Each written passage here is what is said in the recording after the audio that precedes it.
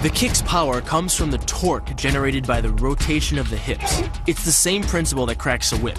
Turning the hips just a few degrees forces the foot to travel a much greater distance and creates a lot of speed as it does. The longer the leg and quicker the rotation, the faster the kick. And unlike karate, Muay Thai fighters are also taught to strike with the hard bone of the shin. A Muay Thai kick can generate roughly the same force as a baseball bat, enough to crack a rib or a leg. It works like a point of a knife. All the force is magnified by being concentrated in a small, hard area. Even if the elbow doesn't deliver a knockout, it will almost always leave a nasty cut and often end a fight. Flying knee relies on the explosive power of the legs.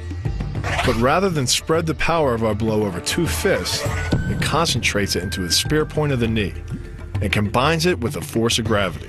It's the equivalent of hitting our opponent in the chest with a sledgehammer. Getting close, the opponent's neck is exposed.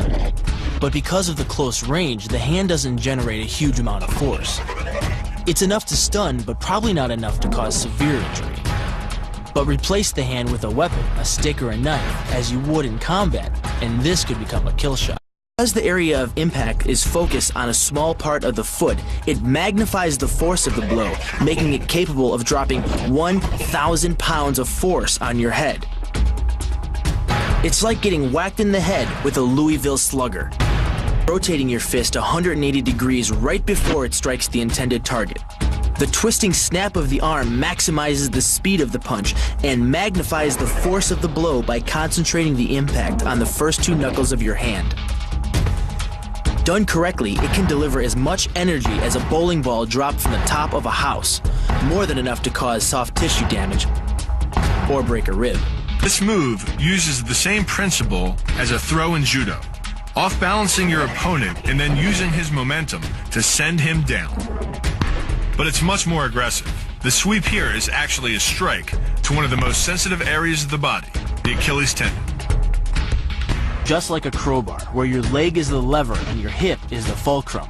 The trick is positioning your body in just the right place. If you're just an inch off the placement of your thigh and hip, the amount of energy needed to throw an opponent can more than double.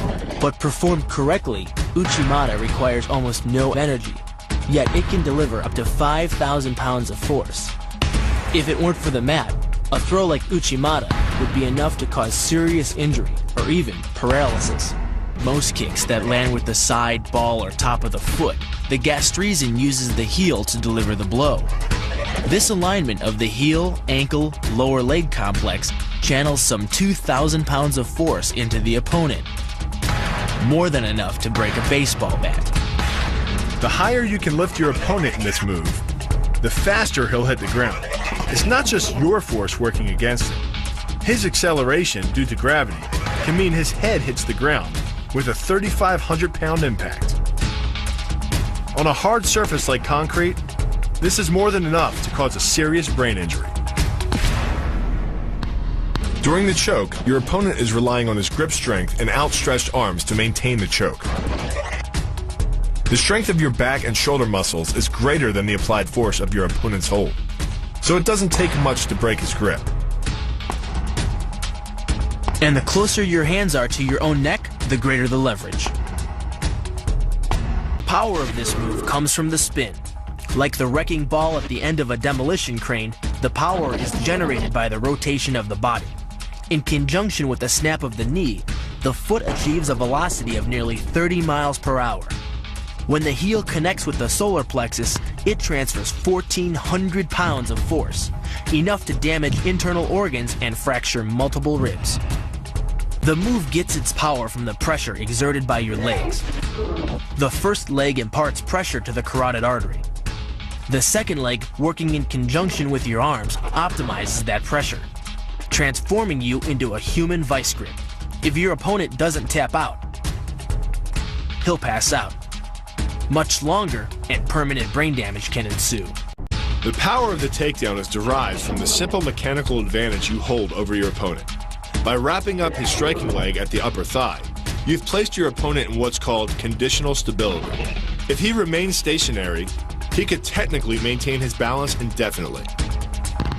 But by driving him backward and initiating a sweep of his other leg, you've added two destabilizing factors. and the loose center of gravity simply cannot hold. The tornado kick is a study in controlled chaos. A quick spin confuses your opponent.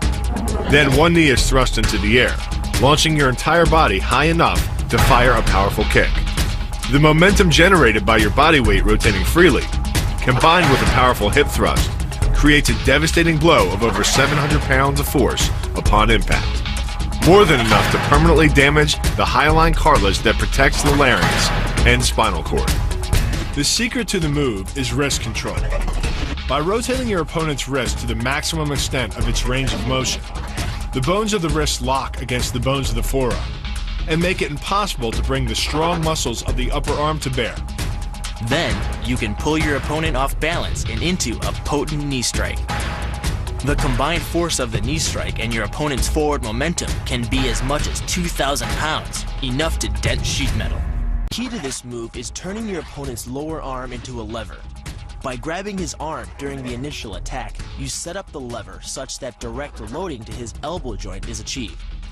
Once the elbow is locked and loaded, you can pull a much heavier opponent off balance by simply lowering your center of weight.